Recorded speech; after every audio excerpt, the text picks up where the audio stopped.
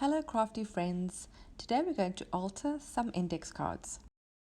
This video could be the monthly mini giveaway video, so watch until the end to see if it is. The index cards that I normally use that are blank on the one side have run out, and when I went to purchase them again, the store that I normally buy them from didn't have them, and I could only find the ones that had lines on both sides. So I bought them anyway, and I thought we can still work with that. So as you can see, I'm working on the side. Well, both sides have got lines, but I'm working on a lined side, and that is okay. We're going to decorate it and cover some of it up, but if some of the lines show, that's also perfectly okay. It just adds to the interest of the card. I've started by gluing down some collage pieces. I'm using a piece of vintage map, a piece of text from a novel, some other pieces that I have from an old pattern, a dress pattern. It's sort of the instruction side that's actually got some handwriting on, which I like, and then just a piece of other text that I have. It doesn't really matter what you use. You could use colored cardstock if that's the theme you're creating the index card for. I'm going for more of a vintagey kind of feel. And for this, you can just use a glue stick. Now I'll be making 6 of these, and I'll be making them all obviously very similar, but they're not going to be exactly the same. They're not carbon copies. So you can see the placement of my collage pieces are all random and different on each and every card. Something else I like to add, which I think adds really beautiful texture, is masking tape. So I'm going to stick a few pieces on each card in just random places. In some areas I'm overlapping it with the collage pieces. In other areas it's just going directly onto the index card.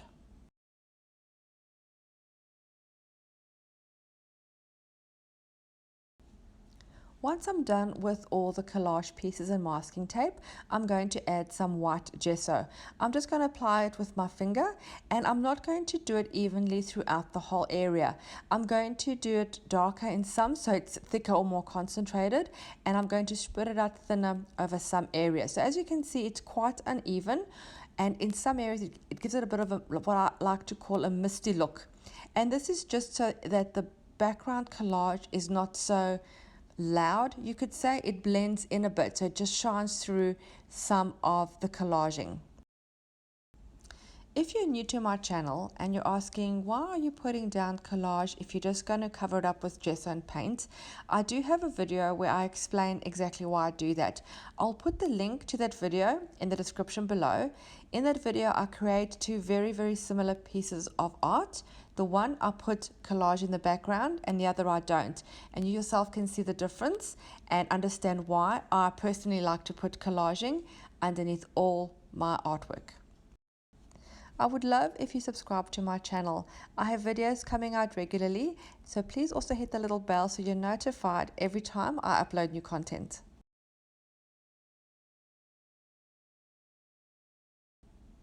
If you feel that you have applied too much gesso to a certain area, you can just use a baby wipe while the gesso is still wet, just to wipe some of it away.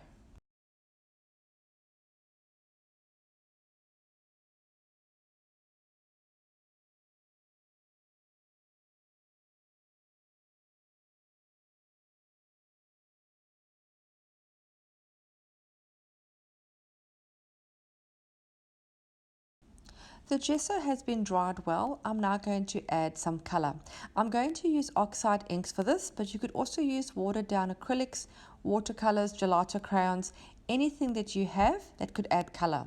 I also add a lot of water. I have water in a small spray bottle, and I keep spraying and letting the color move around on its own. You'll also notice that I press some of the cards together so that the color goes from one to the other. As you can see, it's quite watery and puddly. So why waste that? Just press it onto another card and let it create its patterns. The oxide ink that I'm using here is a Tim Holtz brand, and the color is called Brushed Corduroy.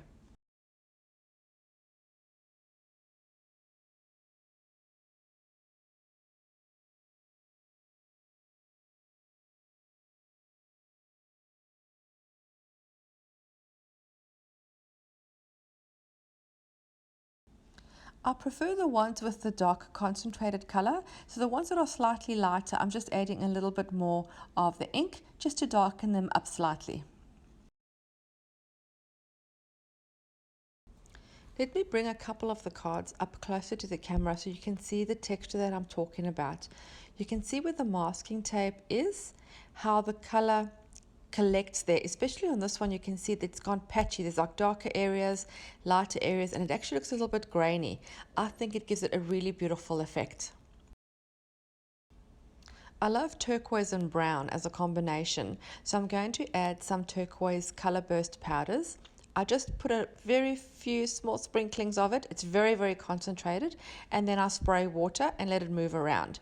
I'm doing the same technique as before, where I'm smushing the cards together to spread the color from one to the other.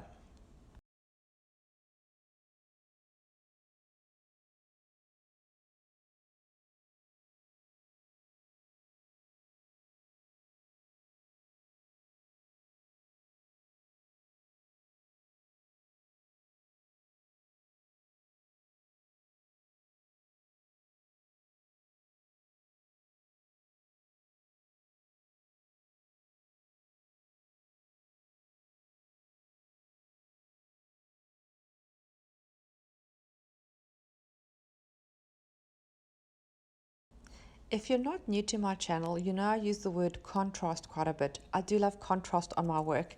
So here I'm going to add some contrast by splashing some white ink all over all the cards.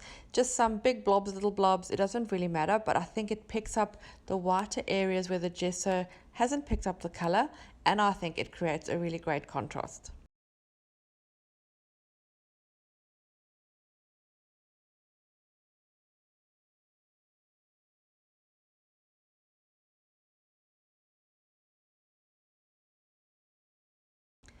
And I also really love to add black. Also for contrast, so I'm going to add some black splashes. This is black acrylic paint that I've watered down, and then I'm just using my paintbrush to splash over all the cards. I think these cards look great as they are, but I'm going to dress them up a little bit more. These numbers that I'm using are cut out from a Tim Holtz paper pad sheet. So it's one of his sheets that he has. It's just covered in all these different vintage numbers. So I've just cut them out to use them as focal points. And then as my little tab for my index card, I have this old calendar that I thought the color suits this really well. And I do like the rough edge of where the spiral was, where I tore it off the rest of the pages. So I'm going to use that as my little tab. I tend to try a few different elements and move things around until I get a composition that I'm happy with. So you'll see me moving the numbers around. I'm trying some cheesecloth at the top. I've just tried different elements. You have to try a few different things until you find something that you're happy with. Sometimes it can happen really quick. You can lay something down and you like it straight away. Other times I can take up to 30 minutes to try and get something that I feel is balanced and that works for me. This that I'm cutting now is actually like a vintage sticker. I had found these on AliExpress a really long time ago. So I'm just cutting it in half to try and use it too. This that you see now is actually going to change in the next few minutes, and I'm going to move everything to the left.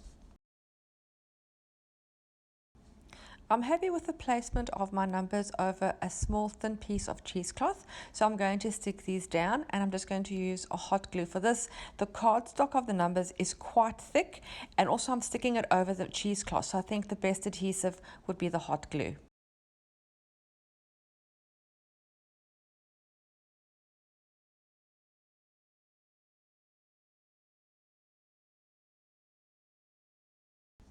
This is where I decided that I wanted to put my tab on the side of the card, just to be different from all the other index cards I've made. If you have a sewing machine, you can run that section under the sewing machine. I've just used a running stitch with black thread. I'm going to add the little vintage sticker as an additional tab, also on the side of the card.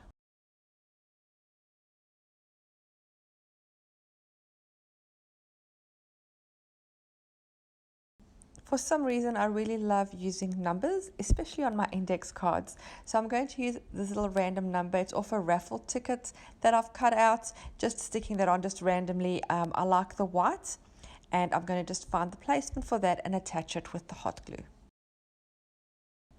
I really like the way it's turned out, but I feel it needs to be grounded. So I'm going to add a small black edging all the way around. I'm using a black watercolor pencil. I'm just dipping the point of it in some water and going all the way around just on the edge of the card. And I think that finishes it off really well and just pulls everything together. The other 5 cards will now be created sort of like a production line. Because I know the layout of how I want it and how it looks, I'm going to do the same on the other 5 cards. I will change up the sides where the numbers appear and the tabs appear. And I have created 6, and 5 of these will be going out as happy mail to you. I will keep 1 for myself for reference, and then the other 5 I will send out to you anywhere in the world if you would like to receive one. All you need to do is comment below and let me know that you would like one of these. I will then draw randomly 5 names on Friday the 25th of June 2021, and you will then just need to contact me with a postal or delivery address, and then I'll pop those in the post and send you each one. Now, I love reading everybody's comments, and I do appreciate the time everybody takes to comment on my work. It really means a lot to me. If you would like to receive one of these specifically, please comment specifically that you'd like one. I know not everybody watching this video will want one of these, and that's perfectly okay, but they still want to leave a comment to say that they've tried this or that they like it or whatever the case may be. And I love all comments. Just be specific and say something like, yes please, I would love some happy mail. Anything that can just indicate to me that you would like to be a recipient of one of these handmade items.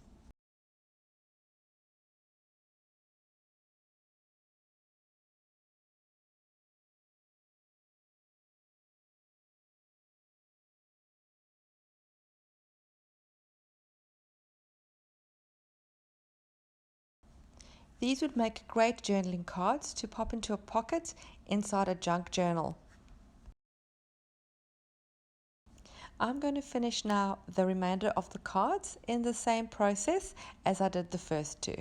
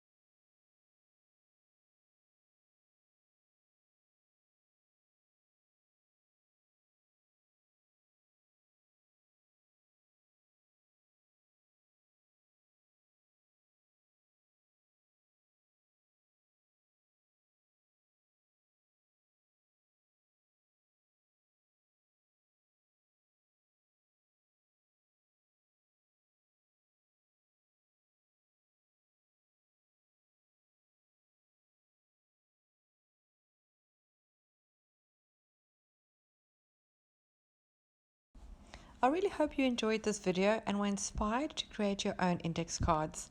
I will see you again soon. Bye!